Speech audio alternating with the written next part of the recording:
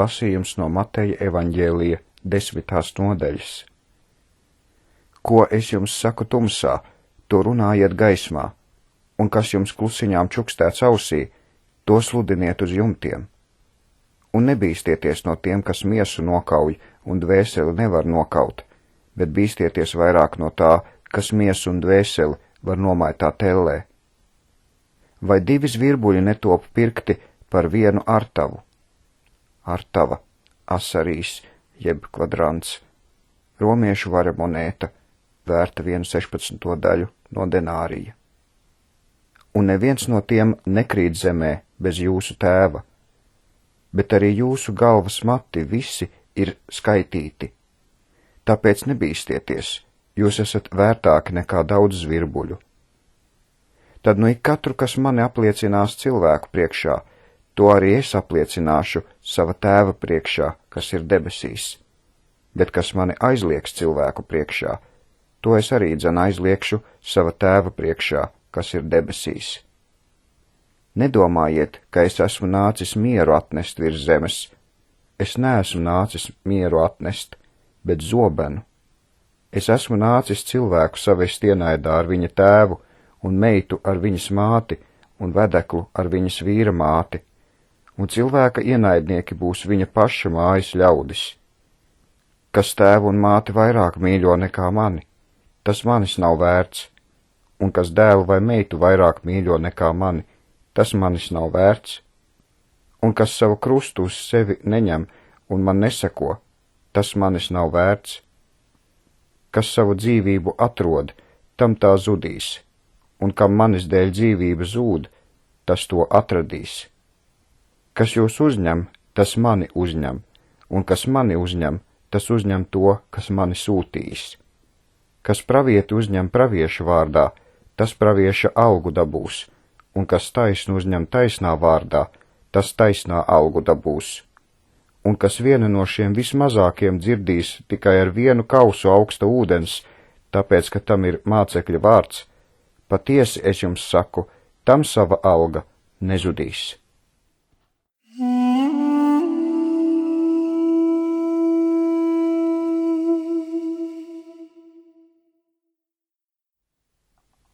Trešā Mūzes grāmata, 9. un 10. nodaļa. Un 8.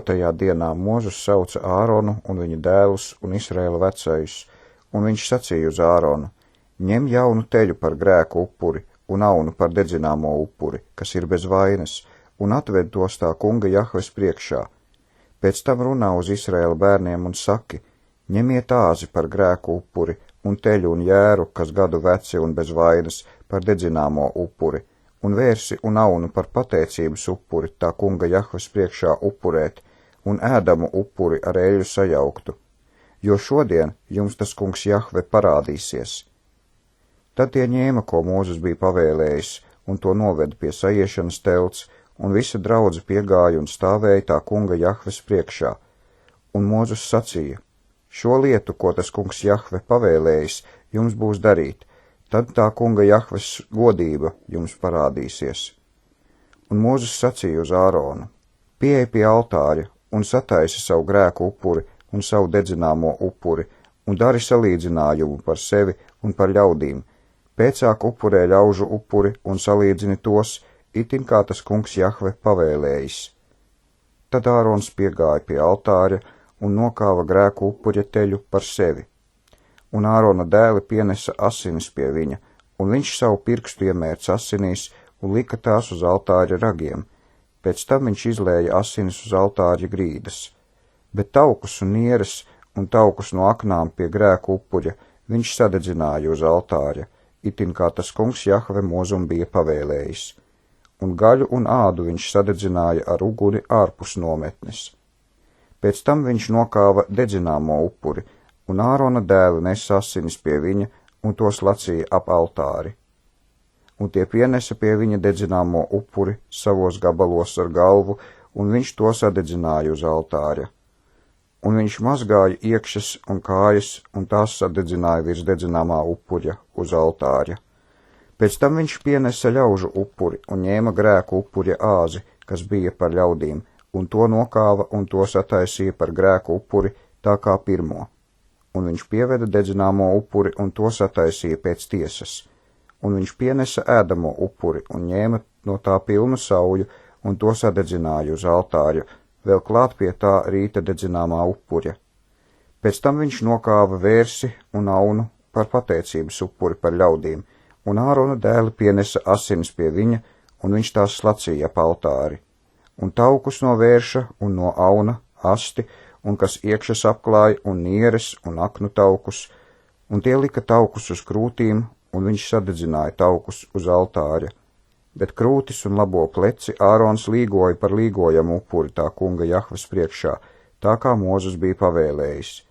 Pēc tam Ārons pacēla savu roku uz ļaudīm un tos svētīja, un nokāpa, kad bija beidzis grēku upuri un dedzināmo upuri un pateicības upuri. Un Mūzes un Ārons gāja saiešanas teltī. Pēcāk tie nāca ārā un svētīja ļaudis. Un tā kunga Jahves godība parādījās visiem ļaudīm, jo uguns izgāja no tā kunga Jahves un aprija uz altāra dedzināmo upuri un taukus, un visi ļaudis to redzēja un gavilēja un krita uz sava vaiga.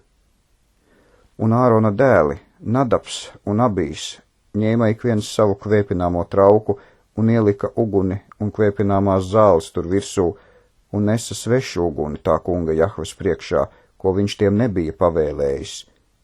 Tad uguns izgāja no tā kunga Jahves un to saprija, un tie nomira tā kunga Jahves priekšā. Un Mūzes sacīja uz Āronu: tas ir, ko tas kungs Jahve ir runājis, sacīdams: tajos, kas man tuvu, es tapšu svētīts, un visu ļaužu priekšā es tapšu godināts. Bet Ārons cieta klusu.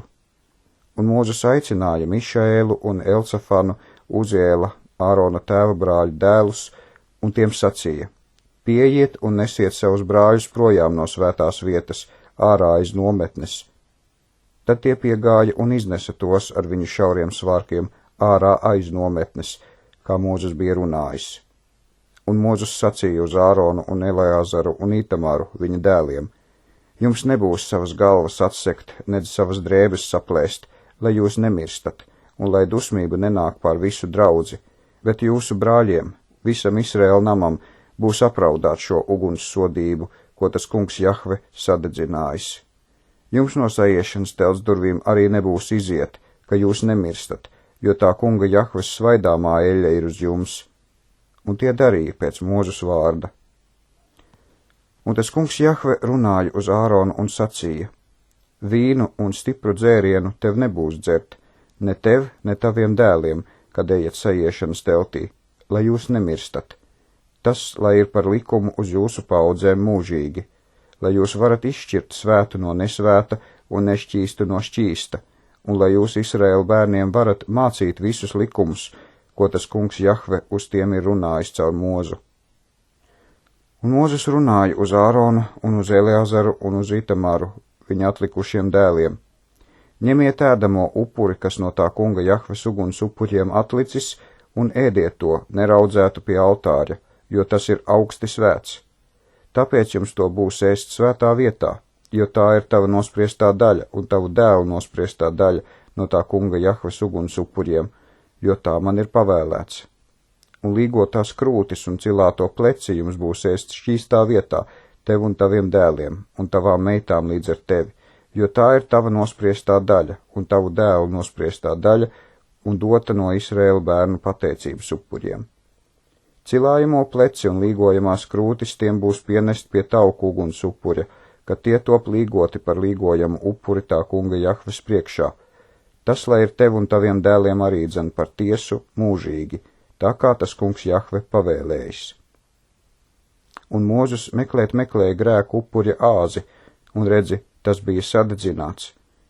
Un viņš apskaitās par Eleazaru un par Itamaru, Ārona atlikušiem dēliem, un sacīja: kāpēc jūs grēku upuri neesat ēduši svētā vietā, jo tas ir augsti svēts, un viņš jums to ir devis, lai jūs nesat draudzes noziedzību, to salīdzinādami tā kunga Jahves priekšā.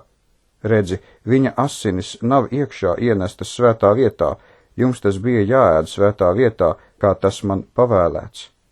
Tad Ārons runāja uz Mūzu: Redzi, šodien tie savu grēku upuri un savu dedzināmo upuri ir atnesuši tā kunga Jahves priekšā, un tādas lietas man ir notikušas.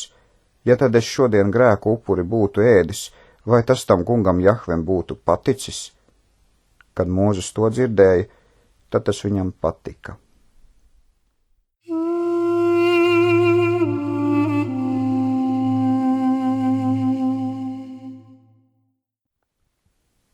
Salamana sakām vārdi, 23. nodaļa. Kad tu sēdies maizi ēst ar valdnieku, tad ņem labi vērā, kas tavā priekšā. Tu naziliec pie savas rīkles, ja esi negausis cilvēks. Neiegribies viņa gardumu, jo tā ir viltus maize. Nedzenies bagāts tapt, atmet tādu savu nodomu. Vai tu savām acīm ļausi laisties, kur nav nekā, jo tas tiešām ņemsies spārnus kā ērglis, kas pret debesi skrien. Neēd tā maizi, kam skaudīga acs, un nekāro viņa gardumus, jo kādas viņa sirds domas, tāds viņš ir. Ēd un dzer, tā viņš tev saka, bet viņa sirds nav ar tevi. Tavi kumosi, ko tu ieēdis, tev būs jāizvemj, un tavi mīlīgie vārdi būs bijuši veltīgi. Nerunā muļķim dzirdot, jo viņš tik nievās tavus prātīgos vārdus. Neatcel vecās robežas un nenāc uz bāreņu tīrumiem, jo viņu atriebējs ir varens, tas iztiesās viņu tiesu pret tevi. Loki savu sirdi pie pamācības un savas ausis pie prātīgas valodas. Neatrauj bērnam pārmācību, ja tu viņu ar rīkstēm šaustīsi, tad tādēļ jau nemirs. Tu viņu šaustīsi ar rīkstēm un izglābsi viņa dvēseli no elles. Mans dēls, ja tava sirds gudra, tad mana sirds priecāsies, tiešām tā priecāsies, un mana sirds no prieka lēks, ja tavas lūpas runās skaidrību. Lai tava sirds nedeg uz grēciniekiem, bet turies vienmēr tā kunga Jahves bijībā, jo tiešām nāks pastarā diena, un tava gaidīšana nebūs veltīga. Klausies tu, mans bērns, un esi gudrs, un turi savu sirdi taisnā ceļā. Neesi ar vīna dzērājiem, kas rijot savu pašu miesu rij, jo dzērājs un rijējs panīgs, un paģirs vilks skrandas mugurā. Klausi savam tēvam, kas tevi dzemdinājis, un nenicini savu māti, kad tā būs veca. Pērc patiesību un nepārdod gudrību, pamācību un atziņu. Ar lielu prieku priecāsies taisnā tēvs, kas gudru dzemdina, tas līksmosies par viņu. Lai tavs tēvs un tava māte priecājas, un lai līksmojas, kas tevi dzemdējusi. Dod man savu sirdi, mans dēls, un lai mans ceļš tavām acīm labi patīk, jo netikle ir dziļa bedre, un sveša sieva šaura aka. Tiešām tā glūn kā laupītājs un vairo atkāpējus pasaulē. Kam gaudas, kam vaidi, kam bāršanās, kam žēlabas, kam brūces par velti, kam neskaidrs acis? Tiem, kas pie vīna kavējas, tiem, kas nāk saldā dzēriena meklēt. Neskaties pēc vīna, ka viņš tāds sarkans, ka kausā tas zvīļo, ka tik vēlīgi notek lejā. Pēcāk tas dzeļ kā čūska un duri kā odze. Tavas acis skatīsies pēc svešām sievām, un tavas sirds runās netiklību, un tu būsi kā kas jūras vidū guļ, un kā kas masta virsgalā guļ. Mani sit, bet man nesāp, mani grūsta, bet es nejūtu. Kad jau uzmodīšos, tad sākšu atkal no gala.